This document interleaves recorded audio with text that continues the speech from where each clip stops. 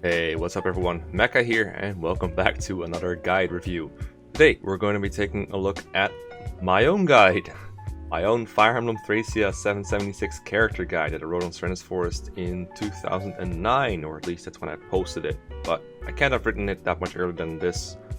Earliest I would have written it is like 2008. The reason I picked this one is, for one, I haven't found or seen any suggestions for bad guides on the internet, unlike any other game. So I was like, you know what, let's just find one myself for a change. But if you have any guides you'd like me to take a look at, post them down below. I have a playlist of all the guide reviews I've done, which you can also find in the description, and I'll also link this guide in the description just so you guys know where I'm at. So this is a guide that I wrote not that long ago when you think about it. I mean, it is 11 years ago, come to think of it, because it is 2020. It's like 10 and a half years ago.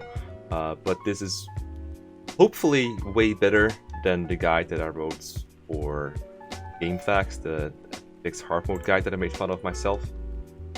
So it should be a little better, but trust me, there are some errors in it. It's really long. It's really long. So that's why I'm going to be a little selective on what to read out. Not because I'm ashamed of what I wrote. Like, if I wanted to hide this the best I could, I wouldn't make a video on it. But I've decided to just take the ratings I disagree with the most and ratings that are written the funniest, because I can tell back then I was trying to write to be funny. My English wasn't as practiced as it is today, so there's a lot of little errors, little mistakes that I can recognize, sometimes because I'm translating things too literally, from like basically translating my thoughts from my native language, which is Dutch, into English, or sometimes it reads like a teenager writing it, which is close. I think I was like 19 back then. So without further ado, let's get into the guide right away. Like, for example, the leaf rating right here. There's nothing I really would change about this one, or almost nothing. There are some things I would write it a little more appropriately, but mostly I'm fine with this rating. The first rating that I want to read out is actually Halvin's, the fighter that joins you in Chapter 1. So let me read it out real quick. Halvin. Halvin is a worse version of Othin. Just a quick note before I forget. This is used with the names of the old translation patch, the Shia patch, and the names on Serenes Forest. So this is way before Project Exile was even thought of. So Halvin is a worse version of Othin, but if you read Othin's entry, you'd know that being like him in any way can only be good. Axes plus pretty damn good strength and speed ensure that he can one-round kill pretty reliably off the bat, though sometimes he'll have hit issues, more so than Othin doesn't have the Pooji to fall back on. He does have access to the Brave Axe right from Chapter 1 for some reason, since it's D rank, what the fuck, which he can only combine nicely with his own ambush, or clean kills before the enemy can even attack. Like Othin, he has no supports worth mentioning, but his growth spread is fairly solid for FE5 standard. His 4 PCC is actually enormous and contributes to killing even things like armors without a hammer, but sadly his skill lags a little due to low growth, so he's definitely one to appreciate the Odo scroll for some time, or even a skill ring. Killer Axe isn't wasted on him either. So basically we have a dude who has no real problems other than some hit issues. 9 out of 10. 9 out of 10 for Halvin, and like you can see right above, Othin's rating is 9.5 out of 10, so like half a point worse than Othin. Nowadays I would rate Halvin closer to like a 6 out of 10 maybe. Maybe even lower. He's not that good. The ratings of this guide feel very inflated because pretty much everyone in Thracia is usable, and I definitely wanted to get people to know that, because damn, there was a guide before where we basically made fun of it for rating basically everyone good. I think it was the FE7 guide, was that it's like Marcus 9, or like Marcus 4 out of 10, Nino 9 out of 10 or something, Merlinus 9 out of 10. Anyway, the first problem I have is that Halvin needs the Brave Axe or the Killer Axe to one-run kill reliably. If he doesn't have either one of those, and it's pretty likely that he doesn't because other people want those axes, then he doesn't one-round kill. 4 Pursuit Critical is pretty big, but since he doesn't have the Pooji or any other personal weapon that has high crit, it's pretty hard to one-round kill reliably without those weapons. Vantage is nice, I will admit. Vantage Brave Axe is a pretty funny combo, but it's limited in uses, of course. I think this guy in general just puts too much emphasis on combat, even mediocre combat, when I think utility should have been rated higher than like mediocre combat like Halvin's. Halvin does also have hit issues sometimes, with especially when you face like terrain or leadership. Halvin really sucks at hitting people on terrain, which is kind of annoying. And I am pretty sure, I'm gonna have to double check this, that Halvin is supported by Eyvel, which is pretty notable in my opinion, since Eyvel's around for all the early game. It probably won't be near each other too much, but it was a support worth noting for sure. Let me double check that. Yeah, Halvin does support, or is supported by Eyvel. It doesn't support her in return, but you know, Eyvel doesn't need that. Speaking of Eyvel, this one is pretty long, but I think it's worth reading out. Eyvel is a lot like some units from Radiant Dawns. This is the Laguz Emancipation Alliance. God in a few chapters, in some others, and very little availability. Eyvel's early game can only be described as wow, because words are hard. Her capped 20 base speed allows her to double everything, and then I also thought it would be funny to give her a class that has auto-continue. I do this a lot in this guide. I don't just say they gave her this or they didn't. I literally insert thoughts into the developer's mind. Like, they also thought it would be funny to give her a class that has auto-continue, which is adept. A lot of interpretations for what the devs are thinking for some reason in this guide. I don't know why. Her strength isn't even that great, but it hardly matters because she can weigh herself down with that iron blade and 2-hit KO everything. Her only 2 range is the fire sword, which you may want to save for later. Keep that in mind, guys. Then someone like Fergus or Shiva can make great use of it, but it can be used if you really hate bosses, not if you just want to kill them, if you just really hate them. Defensively, there's no need to look at her stats because the developers rigged the RNG to make her unkillable. Just let her rescue someone like Ronan. Please don't. Area heavy or broken sword, get her to low HP and try to get hit. It won't work. Yeah, this is just to show that she's RNG proof, I guess, but I think it's pretty telling here already that I'm saying rescue someone like Ronan. It won't work. And to top it off, she has 8 movement and 2 movement stars. Of course, unlike many other Jagans, she isn't really accompanied by a team that can't handle enemies on its own. We have Othin, Finn, Halvin, and Dagdar who can hit things quite fine on their own. But of course, there's also Marty, Leaf, Tanya, and Ronan who cannot, and Lithis. There's obviously no real reason to give Eyvel kills, because even if her availability and XP gain didn't suck so much, her growth total is only slightly over 100%. Go figure. She isn't very good at weakening without killing because of those random chances of criticaling or continuing. You can try using an iron sword while she's rescuing someone you're not using, which puts her roughly at Finn's level of offense. And then she vanishes. Make sure she doesn't carry anything when you seize chapter 3. This is something I see people spread a lot, which is, I mean, unfortunately I did the same. Anything Eyvel carries when you seize chapter 3 goes to the convoy, so even though she becomes unavailable, you still keep her weapons. It's pretty generous, especially considering how, you know, harsh 3-set can be, but that is one nice thing they did. They just let you keep the weapons that she has, so you don't have to feel bad about leaving the fire sword on her or anything. Other than that, I mean, I'd rather say don't steal kills with Eyvel, but I basically say you shouldn't really kill things with her if you can help it. Nowadays, I'm a lot more of the nature of like, okay, just have Eyvel kill things if it's convenient and have her kill bosses because she's the best at it, and making quick work of bosses is just really nice. She makes a short return in chapter 5 where the only thing between Nana and a group of angry swordsmen, where she is the only thing between Nana and a group of angry swordsmen, so she actually gets a lot of points for that. After that, she's turned to stone and you're not seeing her ever again unless you're a perfectionist and you want to save her by playing chapter 24x, also generally regarded as the hardest chapter in the game. If you want to go through the game without a headache, I would definitely not do that, so definitely not the hashtag do it for Eyvel kind of person back then. Alright, understandable. The chapter is pretty hard, but I would always recommend people play the whole game if they can. It isn't impossible, and you know, you shouldn't try to get out of the way of challenges. The only reason to go to that chapter besides Eyvel is a bit of treasure you likely won't need for the final, and Eyvel herself is definitely not good in the final.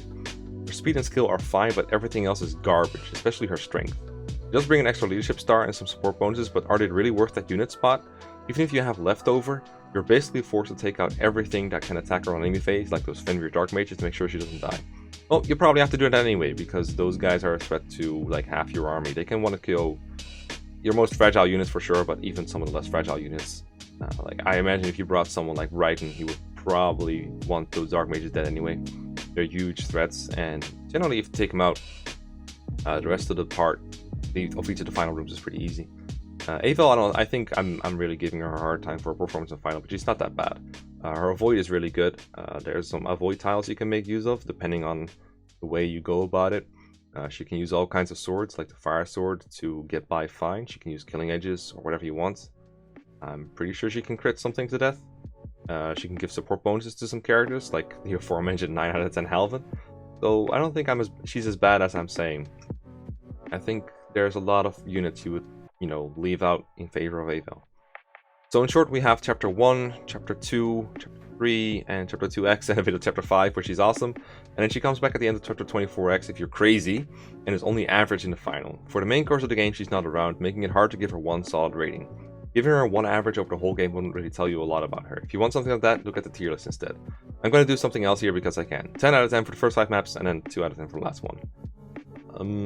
I like the idea. I do this still, is like giving her different ratings depending on when in the game. I think that works much better for Radiant Dawn units than it does for like FE7 units, but Radiant Dawn, it makes a lot of sense, and Eyvel is kind of like a Radiant Dawn unit, so overall I don't think this is the worst analysis, but I definitely would bump her up her rating a little bit to like maybe 5 or 6 out of 10. I will admit she's not great in the final, but she's not that bad. She's not that bad. I remember Dawn used her in 0% growth, so she can't have been bad.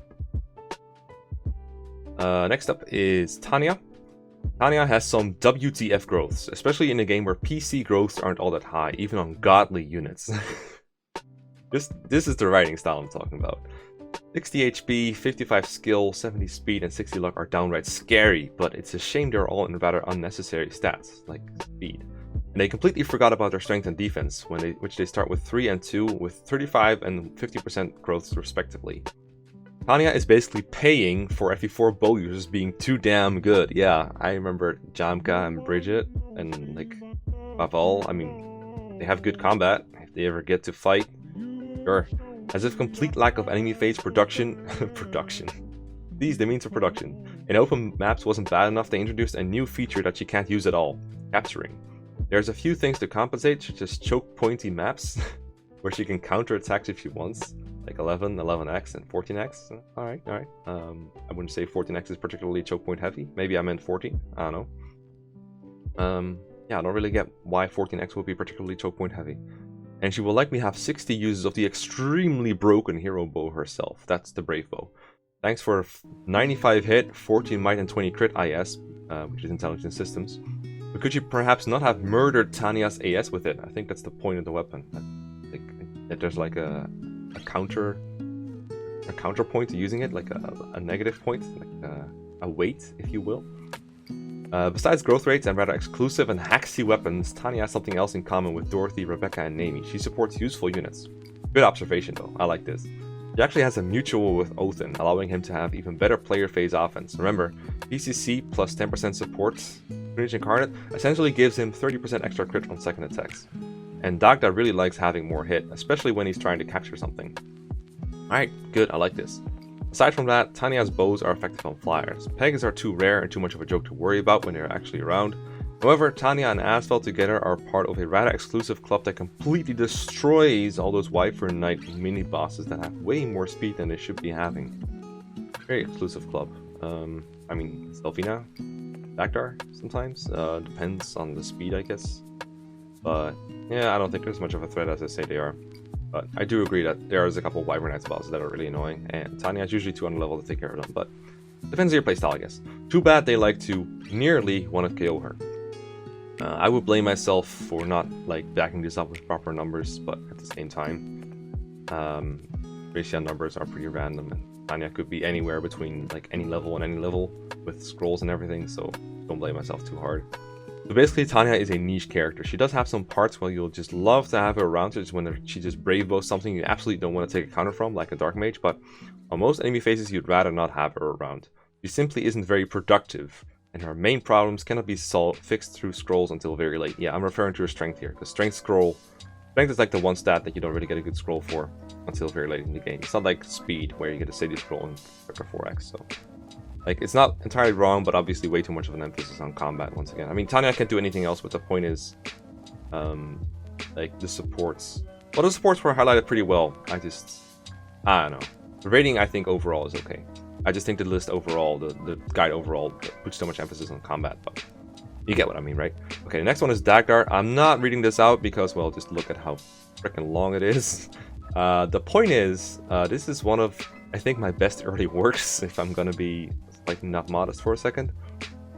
Dagdar was getting pretty underrated back then. Like I said at the first paragraph, it's like Dagdar usually gets a shaft on rating big time. I don't think he entirely deserves it. So let's take a closer look at the G's here. This is basically me writing out a waifu if you think about it. So I compare him to like Halvin, a unit who's usually considered pretty good, and I showed that Dagdar's stats are pretty well on par. I mean, I know Halvin isn't promoted yet, but still. If you consider him a 9 out of 10, and a lot of people agreed with me back then, and I think this is a reasonable way to go about it. And then I actually showed that Dagdar doubles quite reliably and has charged, make his offense really good. So I actually really like the thing I did here, where I just put him up against a bunch of enemies, compare him like how good of stats they are. So yeah, pretty good. I will point out these last two paragraphs here on the chapter things. Chapter 24X, if you're playing this chapter, you're nuts. Or if you're fielding a non-leave unit with lower magic here, you're nuts too. Final, you'll probably want to leave him out because of all the Fenrir and lack of laughable enemies, but I'd say Dagdar pulled his weight so far. No? Yeah. I am pretty fair here, admitting that charge can become a liability in the mid-game and stuff like that. So I don't think I'm too biased here. I think I should honestly have given him a higher rating than a 7 out of 10. There we go. So yeah, pretty cool. This might have been part of the turnaround on Dagdar's public opinion, or part of it anyway. I won't take credit for all of it, but probably helped a little bit. Next up we have the Marty rating. Don't want to read out this one too, but I do note that his promotion bonus is really good, but then I compare him to a 21 Marty to a base level Dagda, which is not the most fair way to do it if you think about it. Plus I don't take scrolls into account at all, so yeah, not the most objective thing. I end up giving Marty a 4 out of 10, which is probably too high. I would say I should just... Again, I emphasized combat instead of just saying he's a good packing mule for early game units. Like you capture someone with Finn and you have Marty take him off him so that Finn doesn't have to waste his turn, that kind of stuff. That's what he's most useful for. But instead I just assume that everyone is being used like a normal combat unit, like most Fire Emblem units were back in the day. Just level him to 20 and then you promote him. That's basically the way things went back then. Next up we have the man himself, Ronan. This is my favorite rating so far because it's so different from what I think today. Ronan probably slept with the wife of every single IS dev.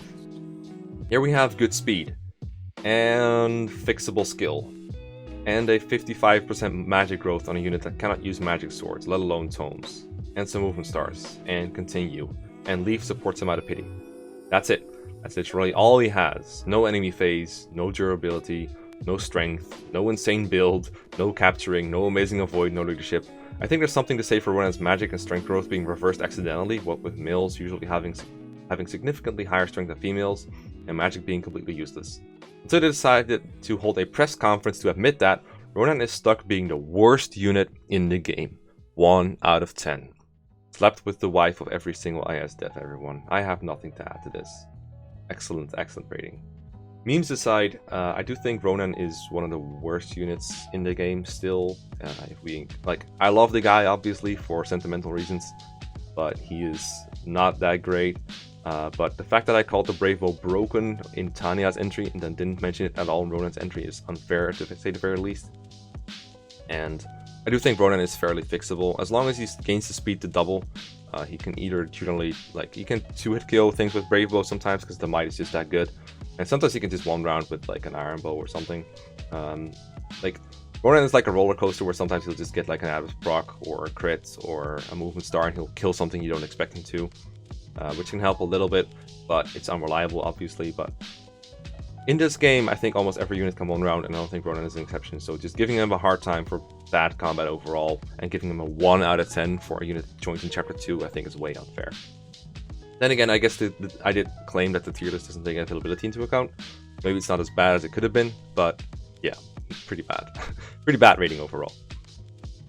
Okay, the Safi rating is pretty fine overall. I gave her 9.5 out of 10, which is probably what I'd give her today. So nothing wrong with the contents except for the edgy way it was written. I just want to note this funny list here. This is a list of physical units that have equal or lower strength growth than her, and an asterisk means it's tied. So I took the time to note that Orson, Eyvel, Dagdar, Marty, Ronan, Lara, Brighton, Machua, Nana, Selfina, and Karin all have equal or lower strength growth than Safi, which I found pretty funny. She has a 30% strength growth. Yeah, because that's important in the guide, because that's important. I love this particular paragraph on Machua's rating. The rest of the rating isn't really worth reading, but this one is. Unfortunately, the chance of critting will quite often be her chance of one-routing, since her strength is quite bad. Not getting above 10 until her +3 promotion bonus allows her to. Thankfully, promotion also gives her axes, but those present another problem.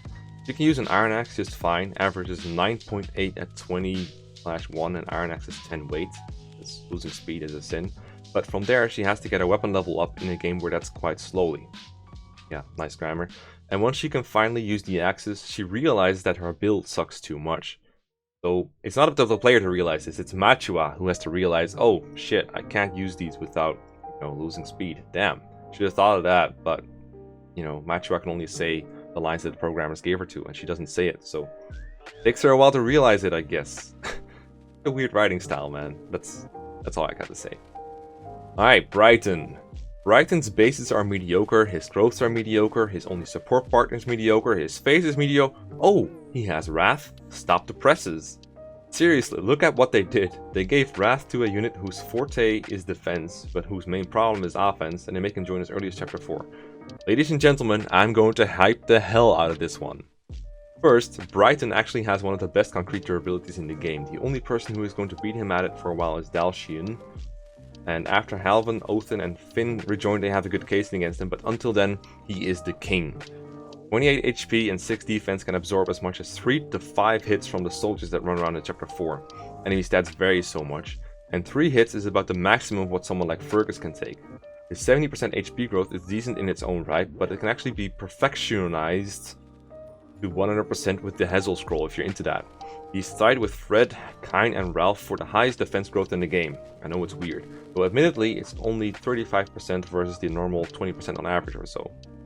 For offense, his doubling is shaky to say the least. He needs luck to even get soldiers when he joins. But if you read Dagdar's analysis, you'd know that enemy AS fails big time. Brighton hits Dagdar's base AS at level 15. 15/0 means unpromoted, level 15.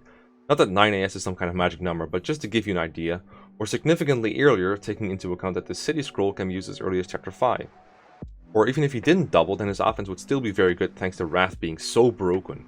With just a Steel Sword, he has 14 base attack, which multiplies into 28 using Wrath. 38 with a Steel Axe, that's enormous. That doesn't want to kill everything, but, 28 doesn't want to kill, 38 probably does.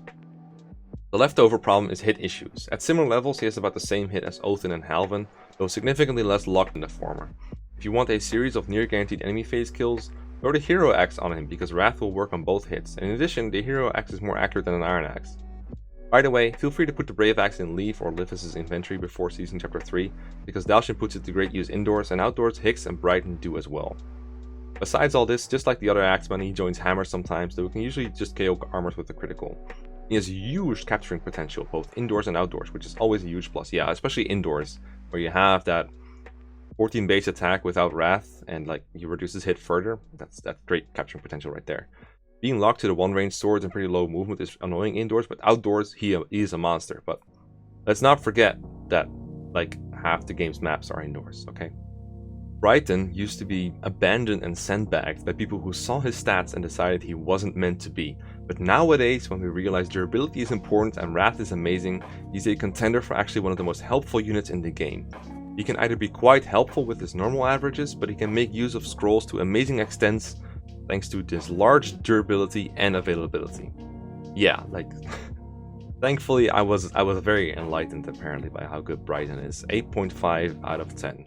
Which you'll see is the same I'm getting to it's 1 point below Othin.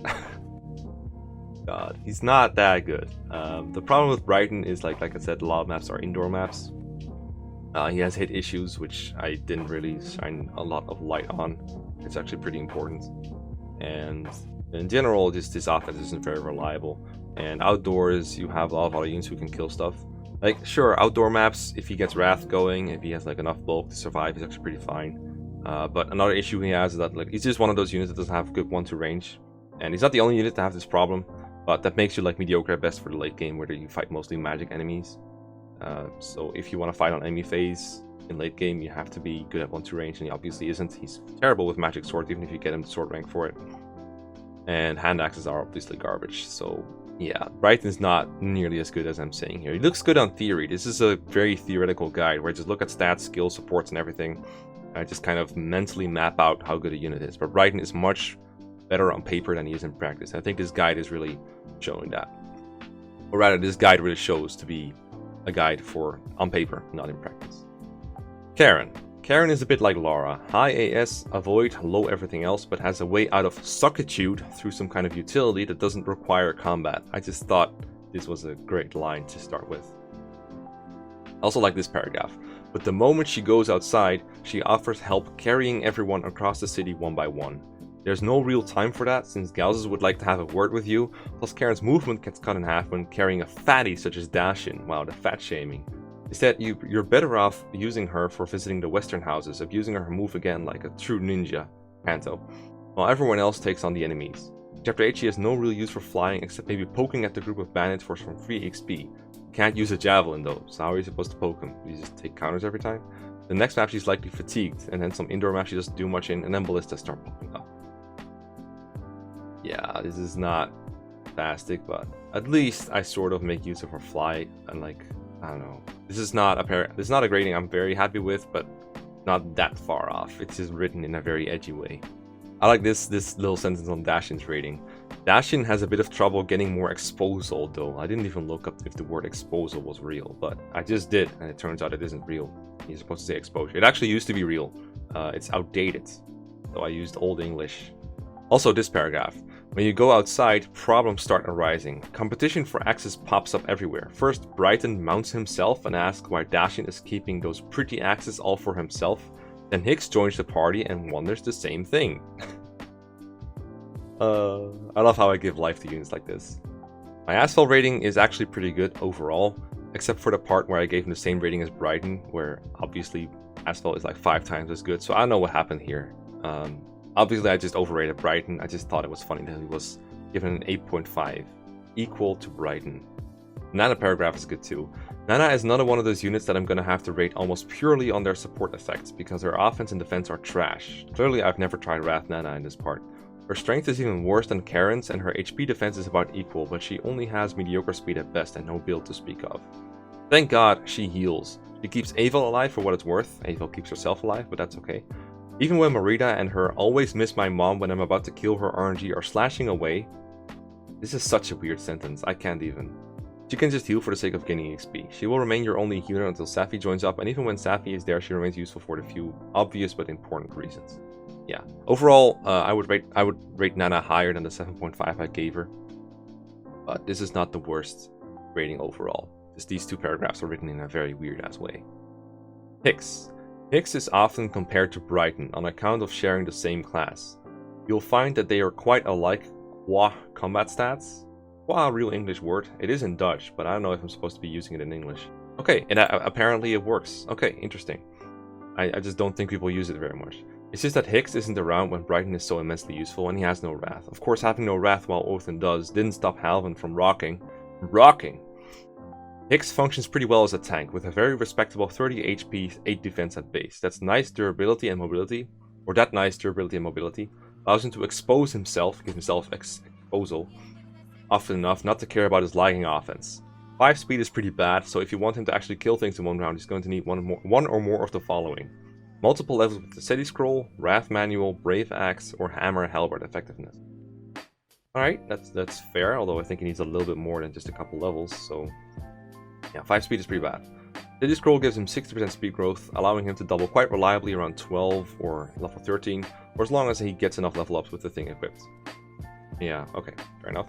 Wrath turns him into Brighton 2.0, so 8.5 out of 10, perhaps even better due to stats overall. Brave Axe's benefit and problems are obvious, and hammers are just cool like that.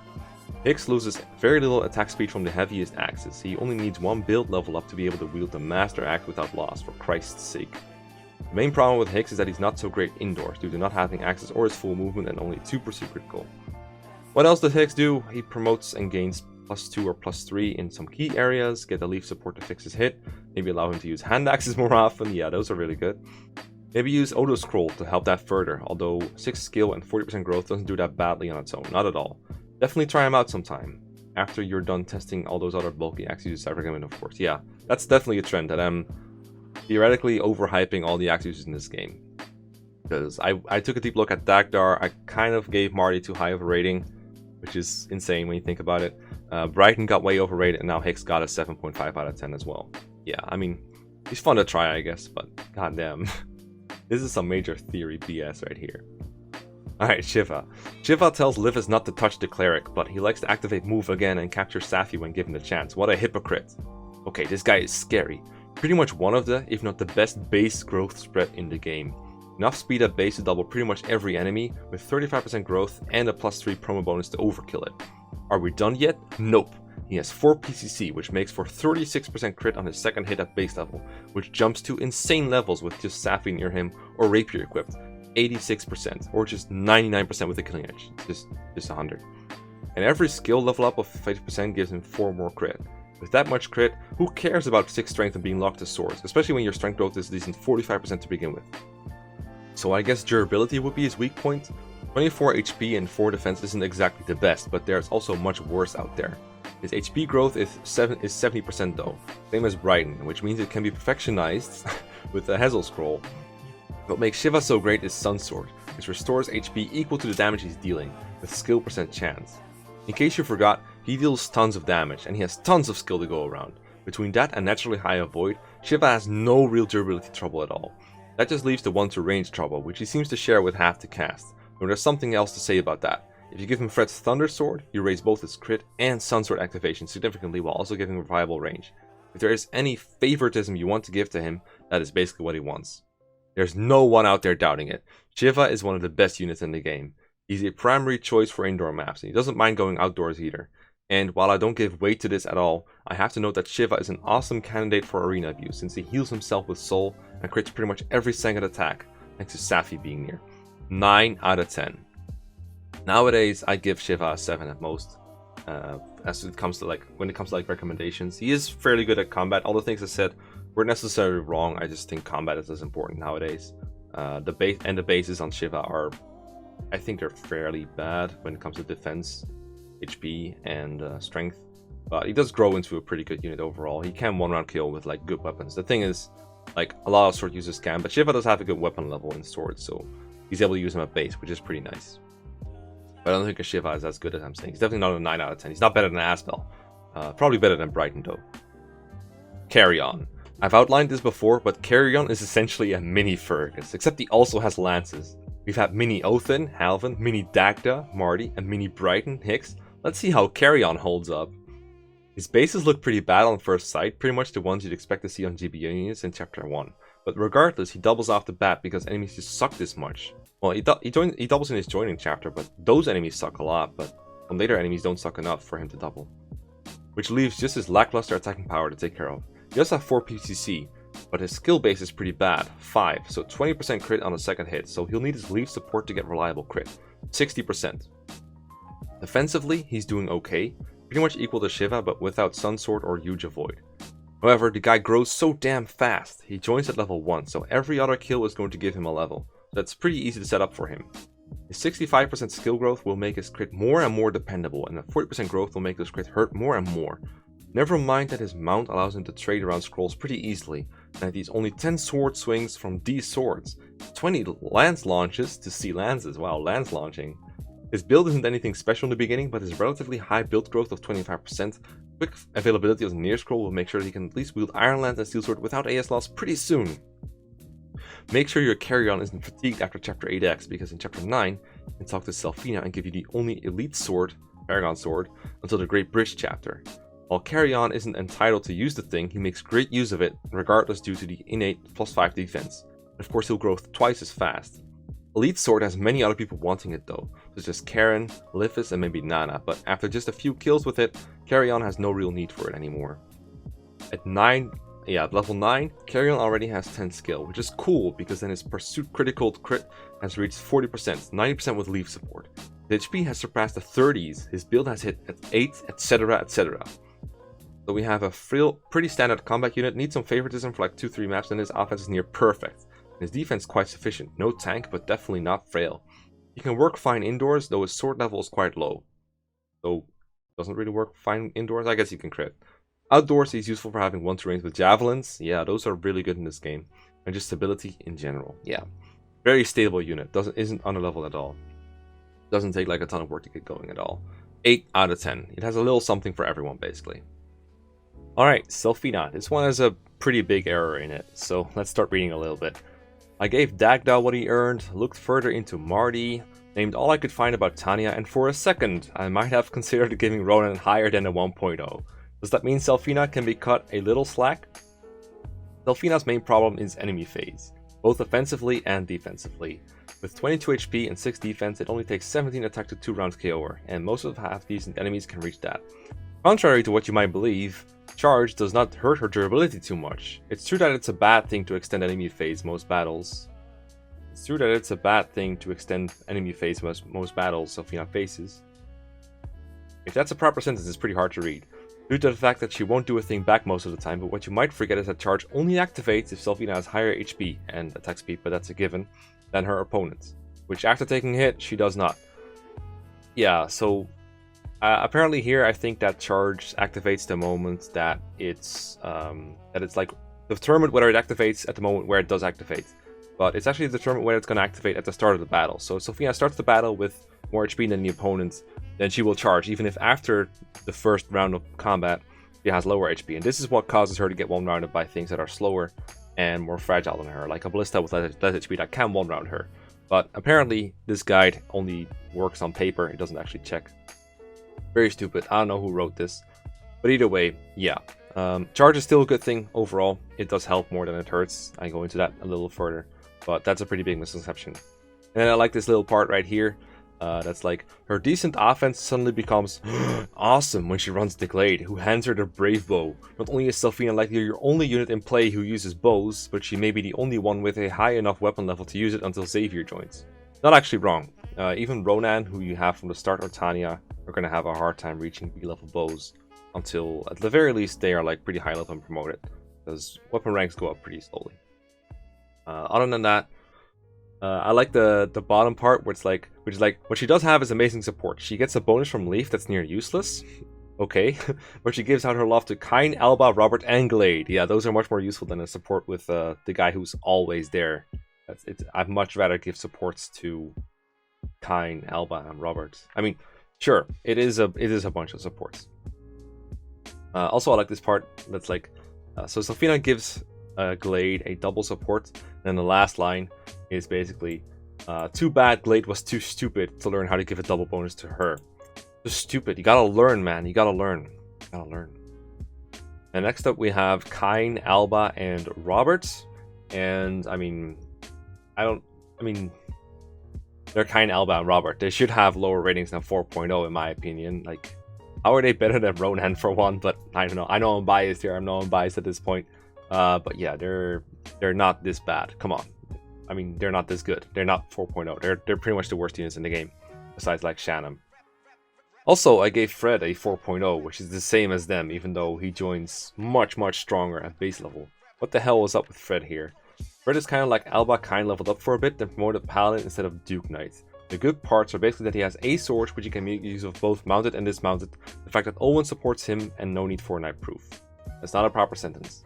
He has reasonable growths, particularly that 60% strength growth, but it about ends there. A problem he has that, like Kalba and Ein, but unlike Carrion, he doesn't really have any easy chapters left to snatch easy level ups. In addition, he also doesn't gain a whole lot of EXP for everything he kills. His bases as a whole are somewhat unimpressive, and compared to your first batch of promoted units, it looks downright bad. 4.0. Same as Robert, Karin, and Alba. Okay, Mekkah. Okay, never mind. You're dumb. You're a dummy. Alright, so Olwen, I'm going to sum this one up because it's pretty long. It talks about giving Vantage, or Ambush as it was called back then, to Olwen, which is something I see a lot of people advise these days, and I always tell them, you know, there's probably better candidates. But I thought it over a little more because I discuss it. Apparently she has 91 base hit with the Dire Thunder at base level, or the Dire Thunder as it's called now. The idea of Vantage Dire Thunder is that you have 1-to-range brave weapon that you can use on enemy phase to kill things before they hit you. The problem is that Olwen's hit is kind of low, so if she attacks someone and she misses, she might die because she's very fragile. And the Dire Thunder is very heavy, so she's probably going to get hit and probably going to get doubled. And it's very dangerous. But I do bring up here that she gets 10% hit from a Leaf support. Nana exists, and after the 12x, the King Sword is there as well.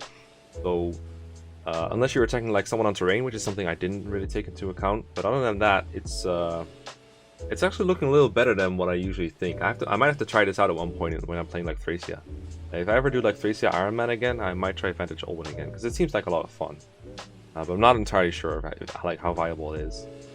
Vantage is not that desirable. It is kind of annoying to get though. I generally don't get Vantage anymore because you have to steal it from a boss. That's pretty annoying. But either way, there's this other line here near the end talking about getting Reinhardt's weapon, the Holy Sword. The same chapter, she also gets her Holy Sword, which does some fun things like giving her +10 magic, useful to ward off status stabs, but not much else. When it's kill horse enemies, fun for the current and next chapter. After that, you're indoors, so bleh. Give prayer, this is miracle, can't really be relied upon, but better than a kick in the nuts. Professional guide right here, really well written. I could tell my vocabulary back then was quite amazing. Salem's rating is a little low, I don't know why. I don't think I talked enough about how good his staff rank is. I don't know why giving a unit that can reach A stabs is 6.5, but this little paragraph is kind of weird. Anyway, he has his uses right off the bat. The lightweight winds just became available, though sadly he still only manages 6 AS with that, and Jorman, which is Jormungandr, just turns him into a 0 AS brick. His strong point is obviously his strong attacking power, his raw attacking power. If you can't double with wind, then Jormung with its 14 might, as much as a silver sword or a master lance, could at least put a decent dent into something. Sadly, that comes with hit issues. 84 hit before enemy avoid isn't good, especially not when there's 14 AS thieves running around with Parn's 5 leadership behind them. Enemy avoid tones down after this chapter though, thankfully. This is a good sign that they're not really playing the game properly, and it sounds like a very elitist thing to accuse myself of, not playing properly, but if you ever fight an enemy while Parn has leadership active, you're playing 12x wrong, because you should warp skip the chapter, because if you don't warp skip that chapter by recruiting Parn immediately, getting rid of his leadership, then you're gonna lose a thief staff use, at least one. You're gonna lose a bunch of treasure because the thieves all take it turn 1, if not turn 2. Yeah, just recruit Parn right away, please. Like, never base hit rates on, like, this is literally only Salem being used in his joining chapter in like bad circumstances. Any other chapter of Salem looks a lot better. Thankfully, I didn't list this hit afterwards. After that 25 hit bonus enemies would have, or 25, more like 15. But yeah, that's totally stupid. That's totally stupid. Also, I like this last line. For a final note, the fact that Salem's Jormung doesn't poison enemies is proof this game hates you. Yeah, I mean, Tracy could be pretty rude at times. Speaking of rude, here's Trude. I'm not even sure if Trude negates the Wrath that Berserkers carry around, since Wrath likes to be an exception, though I doubt it can work around a skill that says no skills, but that's out there too. This is a great example of a guide, because guides are supposed to tell you how something works, but instead I just provide a bunch of random speculations on my part that don't really make any sense. Obviously Nihil negates Wrath, but I don't know what I was thinking. Oh, and there's the ever so annoying final chapter enemies who are loaded with skills. Trude makes one group's task significantly easier here. Not that I think the final holds much weight in overall performance. Now, that's true. That's the Mekkah I know. That's the Mekkah I know. Redeemed the whole thing, basically. Oh boy, here's Dean. There's 2 brands of Dean in this world, the one that gets the Dragon Lance and the one that doesn't. The first one requires warp or an extremely reckless strategy for chapter 14, the second one doesn't. The first one dominates outdoors, the second one doesn't. You can thank the game's designers for this one. Putting it on a house only he can visit, then putting as many anti-flyer things around every fort as possible. So sadistic. That's the point. It's supposed to be hard. They don't hate you, they just want to challenge you. It's a challenging game. Stop trying to hate on that. Love the Thracia you have, not the casual mode Thracia that you want. Also, Dean is pretty damn good even indoors. I don't think I realized just how good he was indoors. Obviously he's worse, but like, let me find the right paragraph here. Then chapter 18 is indoors, and he's not doing much there that others aren't, since you hardly fight anything that base level units can't beat. Yeah, like, not like he can use the sleep sword or any sword really. Like, he has A rank swords, and he has some of the highest stats out of all your possible indoor sword uses with A swords. He's pretty goddamn good. Who can even compete with him? Like Ralph? Pretty sure Dean can beat him in some areas. He has a lot of own support. Pretty damn good. Like, I know back then we didn't know about sleep sword strats, so I can forgive myself for that part. But I don't know, this is awfully short-sighted of me to just be like, okay, it's indoors, he's not doing a whole lot. Like, come on, he's good.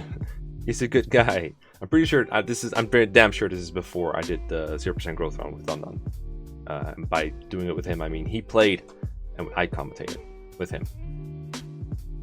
Alright, Edda, you ready for fun fact time? I go over level 5 Edda's stats versus level 11 Karin's stats, and they're pretty close together, except Karin is much faster. So, against a pretty damn underleveled Karin, Edda wins 3.5 defense and a half point of build against 1.5 HP, 1.5 skill, 11 speed, and 7 luck, and they both have 1 pursuit critical. That looks promising. The point here is Edda's stats are bad compared to Karin's, and Karin has been underleveled, so Edda's stats must be bad. And then it goes on here. Edda's stats are downright crap at this point of the game, and making them good is more trouble than it's worth. Even one hit from a Dark Mage might prove fatal. Takes 11 magic to 1 KO her, but there's also the 1 to 4 HP poison damage. Is it even 4 HP? I've never seen 4 HP damage of poison before. You can kill Pegasus in 14x if they've grabbed someone, but that's about where it ends. At some grossly inflated level like 21, Edda looks pretty good, but that is 15 levels of painstaking babying later. Her only hope is her mutual support with Dean, but he's off owning things left and right. Like FE5 Z's flying behind Milady, and Milady yelling at him to stop dragging him down, instead of dragging her down, and finding his own enemies he can kill. Alright, okay, that's interesting. But yeah, please don't go through the trouble of babying Edda, just have her be good for one outdoor map or so before she goes indoors.